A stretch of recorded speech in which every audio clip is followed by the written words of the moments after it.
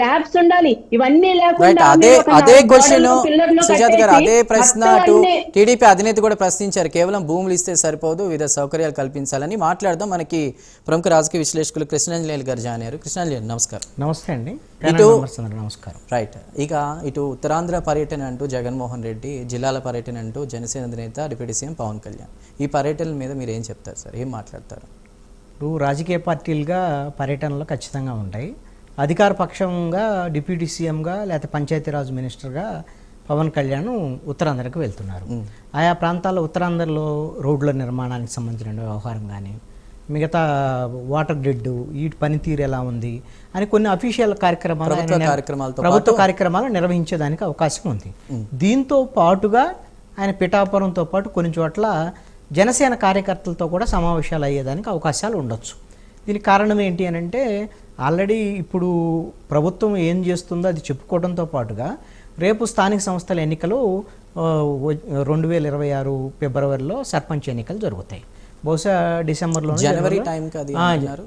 ఫిబ్రవరికి వాళ్ళ టర్మ్ అయిపోతుంది. డిసెంబరు జనవరిలో నోటిఫికేషన్ వస్తుంది. ఆ ప్రాసెస్ అంతా కంప్లీట్ అయిపోతుంది ఫిబ్రవరి కల్లా. కాబట్టి ఈ మధ్యలో సర్పంచ్ ఎన్నికలు అనేటువంటిది ఈ ప్రభుత్వం వచ్చిన తర్వాత స్థానిక సంస్థల ఎన్నికలు కీలకమైనటువంటిది. మా ప్రభుత్వ పనితీరు బాగుంది అనేటువంటి దాని మీద ఒక ప్రజల నుంచి వచ్చేటువంటి సర్టిఫికెట్ కింద భావించాల్సి ఉంటుంది. కాబట్టి ప్రభుత్వం కూడా తాము చేసినటువంటి పనుల్ని ఈ ప్రజలకు చెప్పుకోవటం అనేటువంటిది దాంట్లో భాగంగానే స్థానిక సంస్థల ఎన్నికల అంశంలోనే వెళ్తున్నారు పవన్ కళ్యాణ్ అని అనుకోవటానికి లేదు.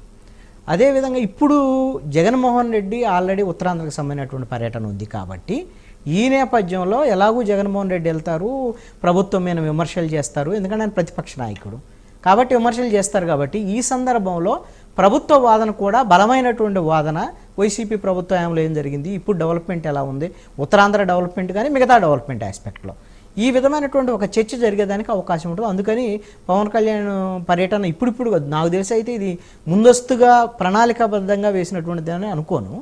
అలాగని ఇప్పుడు ఆయన డిప్యూటీ సీఎంగా ఉన్నారు, మంత్రిగా ఉన్నారు, ప్రభుత్వం తరఫున ప్రభుత్వ కార్యక్రమాల్లో ఎప్పుడైనా పెట్టుకోవచ్చు. కానీ జగన్మోహన్ రెడ్డి వెళ్తున్నటువంటి అంశము వాళ్ళు ఏదైతే మెడికల్ కాలేజీలకు సంబంధించినటువంటి అంశం మీద పీపీపీ పద్ధతులను వ్యతిరేకిస్తూ వెళ్తున్నారు.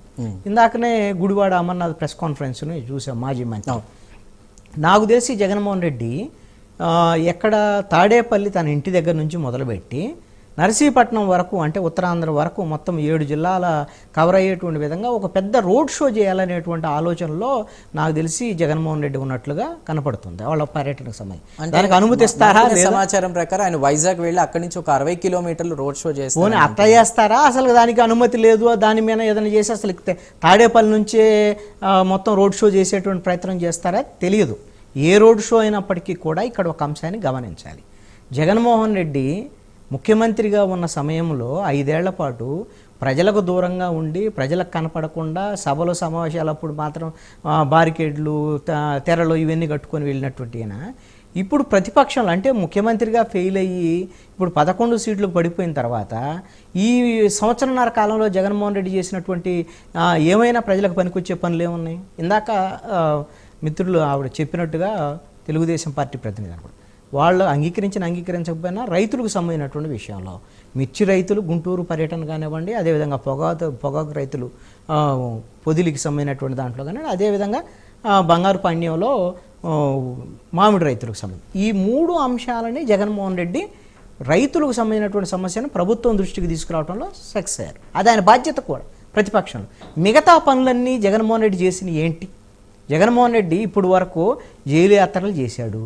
అదేవిధంగా ఆయన చేసినటువంటి మొన్న ముప్పాళ్ళు వెళ్ళేటువంటి సందర్భంలో వాళ్ళ నాయకుడు ఎవరో సంవత్సరం క్రితం చనిపోయాడని వెళ్ళినటువంటి సందర్భంలో కొంతమంది చనిపోయినటువంటి పరిస్థితులు ఇవన్నీ కూడా, అంటే జగన్మోహన్ రెడ్డి విశాఖపట్నం నుంచైనా లేకపోతే తాడేపల్లి నుంచైనా ఈ రోడ్డు యాత్రలు ఎందుకు, దీనివల్ల వచ్చే ఉపయోగం ఏంటి? ఈయన ఒక ఉత్సవ విగ్రహంలాగా ఒక ఊరేగించుకుంటూ వెళ్ళటం వల్ల ప్రజలకు వచ్చేటువంటి ప్రయోజనం ఏమిటి? ఇక్కడ కేవలం రోడ్ షోల ద్వారాగా తన ఉనికిని ప్రదర్శించుకునేటువంటి ప్రయత్నం చేయటం తప్ప ఇది రాజకీయంగా తను ఒక ప్రయత్నం చేస్తున్నాడు. రాజకీయంగా కూడా ప్రజలు నమ్మేదానికి అవకాశం లేదండి. ఈ విధమైనటువంటి ఏదో రోడ్ షోలు చేసి అడావుడి చేసి 2-3 రోజులు ఇక్కడ ఉండేసి మిగతా బెంగళూరుకి వెళ్ళిపోయి ప్రజల సమస్యలు పట్టించుకోకుండా, లేకపోతే అసెంబ్లీకి వెళ్ళి బాధ్యతాయుతంగా ఇదే సమస్యల మీద మాట్లాడకుండా జగన్మోహన్ రెడ్డి ఈ రోజున రోడ్ షోలు చేస్తే ఏంటి ప్రయోజనం? జగన్మోహన్ రెడ్డి ఒక అంశాన్ని అర్థం చేసుకోవాలి. జగన్మోహన్ రెడ్డి బలము బలహీనత జగన్మోహన్ రెడ్డికి అర్థం కావాలి. ఏంటి అని అంటే ఆయన బలము ప్రజల్లో ఉండటం, బలహీనత ప్రజల్లో ఉండకపోవటం.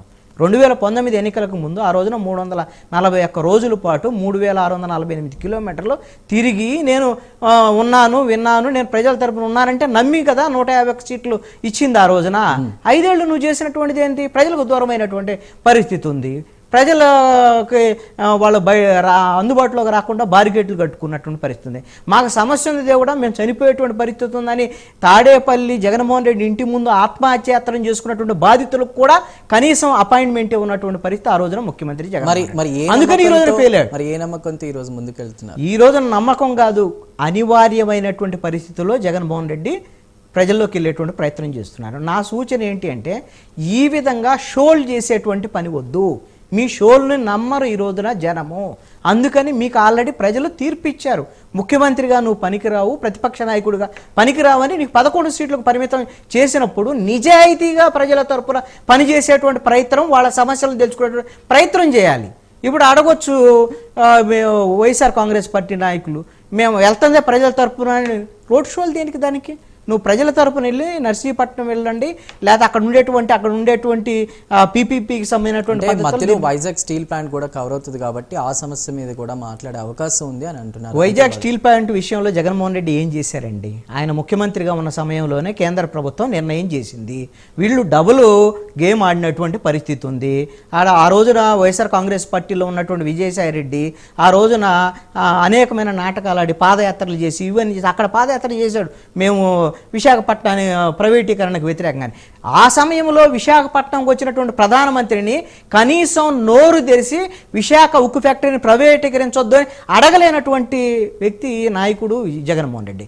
ఈ రోజు వెళ్ళి నేను విశాఖపట్నంకి వెళ్ళి నేను వాళ్ళకి మద్దతు ఇస్తాను, నేను రాజకీయంగా దాన్ని ఉపయోగించుకునేటువంటి ప్రయత్నం చేస్తానని అంటే ఉపయోగం. మీరు గమనించండి, విశాఖపట్నంలో విశాఖ ఉక్కు ఫ్యాక్టరీకి మేలు జరగలేదు కాబట్టి జగన్మోహన్ రెడ్డి సమయంలో మీకు తెలిసి ఇప్పుడు 175 అసెంబ్లీ నియోజకవర్గాల్లో మీకు గాజువాక విశాఖపట్నం ఉన్నటువంటి ప్రాంతం అత్యధికంగా 91,000 92,000 అత్యధిక మెజారిటీ వచ్చినటువంటి నియోజకవర్గం తెలుగుదేశం పార్టీకి అది.